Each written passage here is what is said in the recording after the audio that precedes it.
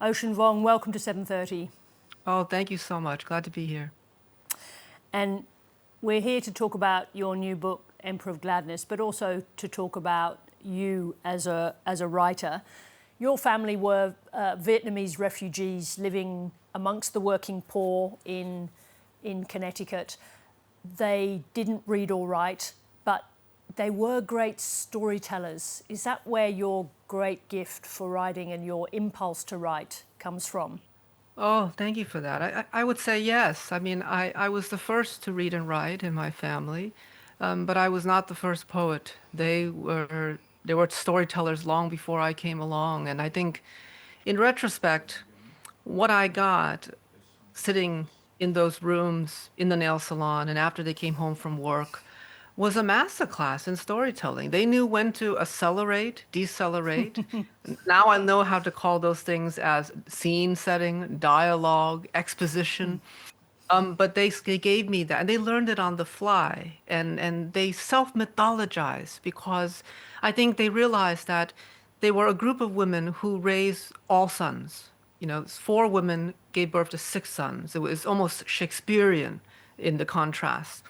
And they were in a country where they had very little power, and because they didn't have access to English, the power was degrading from them day to day. And yet their sons were acquiring English at an exorbitant rate.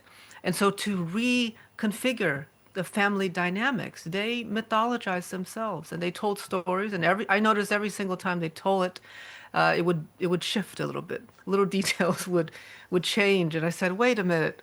Are we in the world of fiction or nonfiction or myth or epic poems? Where are we? I guess it doesn't matter. They were the first hybrid practitioners as far as my experience. Despite that skill of theirs that you're describing, of course, you went on to become a highly accomplished writer with awards and scholarships and positions at great universities. Did you ever try and disguise your accomplishment as a writer from your mother in particular because she didn't read? Well, yes and no. You know, I think a lot of the accomplishments were just words to them. They didn't see it. I mean, you know, they things that I valued in my career, they just thought was just interesting facts. But there was a lot of shame, I think, in moving forward. I think my mother was at once deeply proud of me, but also deeply reluctant. And there was a sense of regret that my son is doing what I couldn't do, not because I didn't have the ability, but I never had the opportunity. And she would always joke and say, gosh, if I spoke English, I would be speaking to presidents, not you, fool. That's how she would talk to us kids. And I believe her. I think that would be true. And so one day, something really poignant happened where I realized I came home to visit and I started to pick up a book and read. And there was a pallor that came over her face. And she looked at me reading a book. It's a simple little book, part of my school assignment.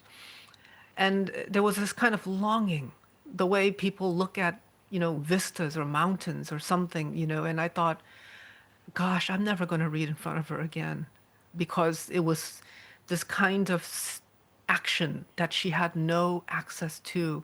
And from then on, I never picked up a book in front of my mother again. And we found a way that way until she passed. But I couldn't bear to see my mother look at me with that kind of impossible yearning. I think this is the first book you've written since she passed away. How different is that without her, if not the direct audience, the part of the reason for writing and achieving not being there? Oh, it's unbearable. I think every writer tells himself, I write for myself, or one day I'll write for myself and it will be glorious. And I felt that way too. I thought, gosh, maybe when I'm much older, 50 or 60, I'll finally write for myself. I wonder what I would do when I get that opportunity. And at 36, I got that opportunity, and it felt incredibly vacant and full of grief and guilt. Here I am. I told myself I was going to be a professor for her, to take care of my family. You know, I try to shift away from that quintessential immigrant narrative. I won't be a doctor. I won't be a businessman to do right in society and pull ourselves from poverty. I'll be a poet instead. And ironically, I end up doing the same thing, but with words. I ended up, trying to do the best I can to be a professor, to earn a living, and take care of my family and my mother.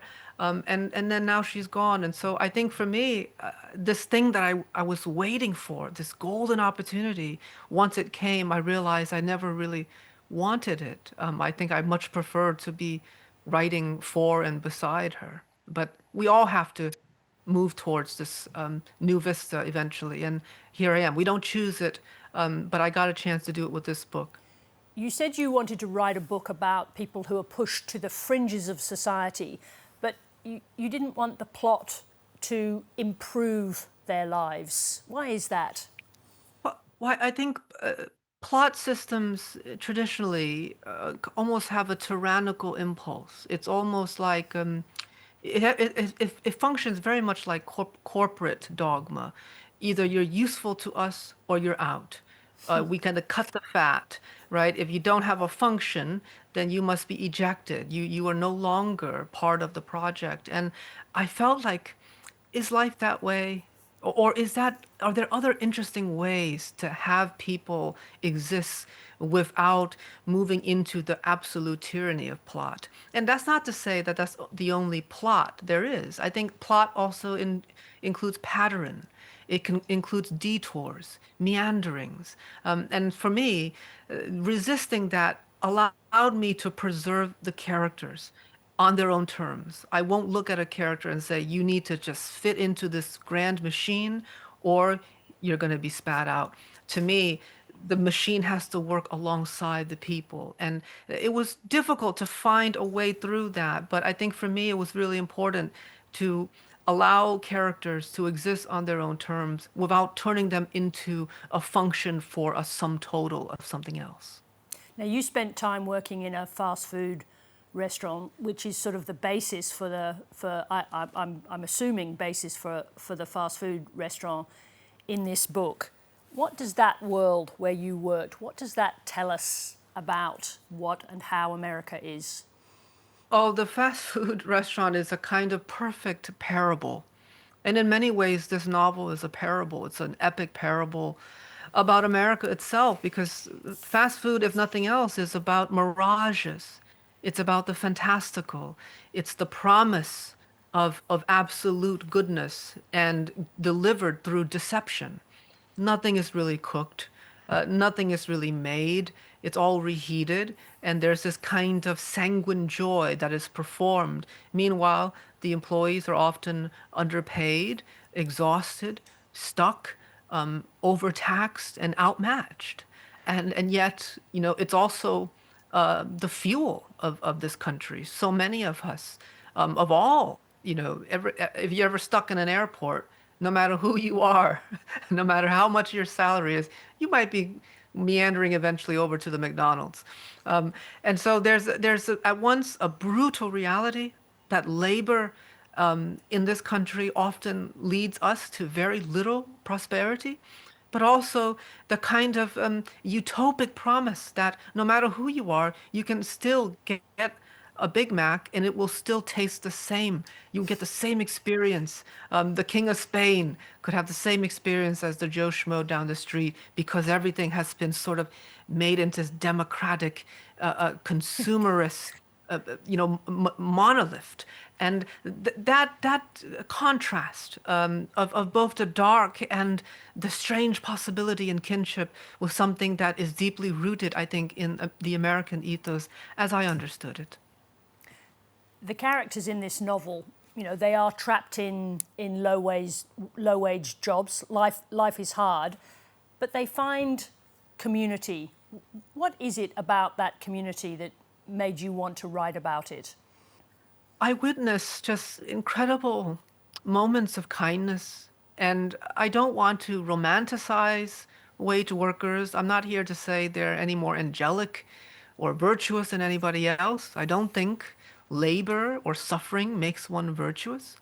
But what I realized was that why they were so, my colleagues were so generous with their kindness was that they knew that when someone was down and out, that they were just one day away, one check away from being exactly where those people are. And so it's the proximity to despair that made generosity and kindness so open and so willing. We expended it without thinking about the cost. And I think that was really admirable to me. As a young person, I think it was a foundational experience in my life that it's not about counting, how much you lose or gain through these actions. Is that actually when you help your community, you benefit. You come out better because of it. Now, there's also a lot of violence in these people's lives. You said, I've never seen anyone commit violence and feel joy after. What is the role of violence in this community and in people's lives? Well, it becomes a microcosm of American life. I think America is a violent country. It has a violent history. I think that's why it's very difficult for Americans in general, both living and in the archive, to truly look in the past, because you have to look at slavery, Native American genocide, land theft, natural disaster, the proliferation of corporations over nature and the natural world and the destruction therein. And so it's really hard to look at ourselves. And I think that's why we prefer mirages. We prefer, slogans like "Make America Great Again." And when you ask, where is that again? You'll never get a year, right? So we perform the nostalgia because it's so hallucinatory. But the violence is embedded into the fabric. And I'm not here to judge it. It's there. It's the fact of who we are. I'm more interested in saying, now what? What is the aftermath of violence?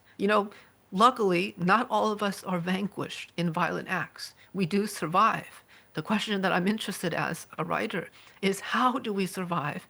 In what way? And is there still a method of dignity left in the aftermath of the long systems of American violence that we still feel today? There is a great beauty in the way that you don't judge, but you pose very big questions there.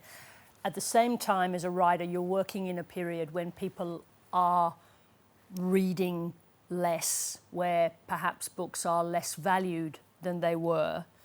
What makes you hopeful that your writing can have a positive impact on people's lives?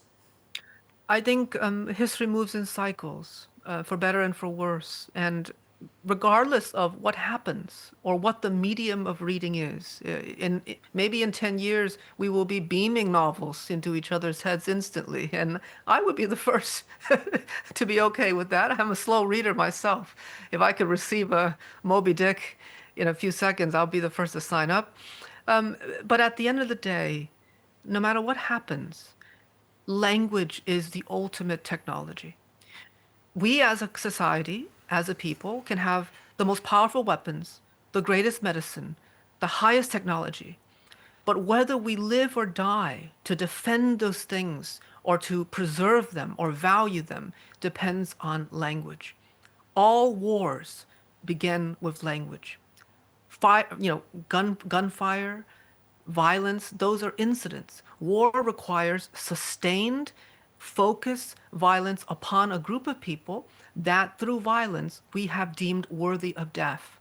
So to me, those large systems begin with books, speeches, manifestos, language. So we will never break away from the tussle of language, regardless of the medium. And I think the novel is one of the most capacious ways to think through it without judgment. There's plenty of judgment in the world, news reports, textbooks, judgments is everywhere. We judge ourselves. But the novel allows this moment of world building, action, objective performance without absolute judgment. And I think I'm personally much better thinker because of them. Listening to you talk, it's like having a giant bath in language. You use language in your books, in your poems, and when you speak with such fine clarity and such beauty. Do you remember when you realised you had this ability to put words together to make beautiful things?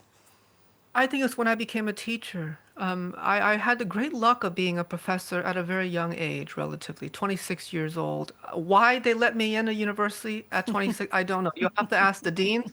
Um, I can't speak to that, but they let me in. And I think what happens is that when you step into a classroom, even before a single soul enters it, teacher, student, an empty classroom itself is a laboratory of care. It is filled with optimism. It is filled with hope and possibility. So when you walk into that, you walk into that with care. And language and writing is such a feeble and delicate medium. One comma off place and everything falls apart. You have the wrong clause and the sentence just sags and falls through.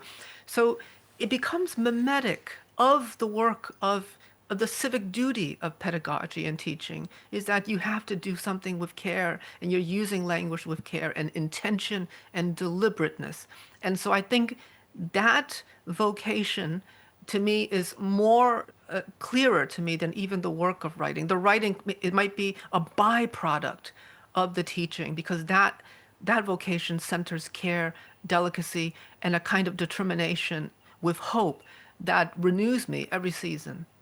I've heard people say about your writing that it appeals in particular to young people because you speak to them so directly about feelings. So how important do you think it is as a writer to speak to young people about those things? Oh, thank you for that question. I think this is my 11th year as a professor. And what I've noticed, in a very unsettling way, is that our students, at least in America, I can't speak for other places, they are more and more self-conscious of trying. There's a kind of surveillance culture around social media. And they would say, I want to be a poet, I want to be a good writer, but it's a bit cringe, right? This cringe culture is that I don't want to be perceived as trying and having an effortful attempt at my dreams. And as a teacher, that's a horrifying sort of report from the field. And so I think they are absolutely scared of judgment. And so, in fact, they perform cynicism because cynicism can be misread, as it often is, as intelligence. You know, you are disaffected, you are too cool, you've seen it all. And so they pull back. But in fact, they are deeply hungry for sincere, earnest effort. They often do it privately. They don't want to admit to each other that they're actually trying really hard to do what they want to do, but amongst their peers. I think sincerity is something we deeply hunger for, particularly young people, but we are embarrassed when sincerity is in the room. And the classroom is a wonderful place to eradicate that, but it's up to the teacher because you do have some sort of authority. You do have to set the tone. And if you set the tone for your students and you welcome them, that you won't judge them, that they can be sincere and earnest without being condemned or ridiculed for it, and that they can try their best and it won't be cringy to do so, then you truly liberate them towards their best selves. You've given us so much through the beauty of your writing, but you're also giving us the freedom to be sincere again. Ocean Vuong, it's a real pleasure for me and for our audience, I know, to talk to you. Thank you very much indeed. Thank you, Sarah. It's a deep honor.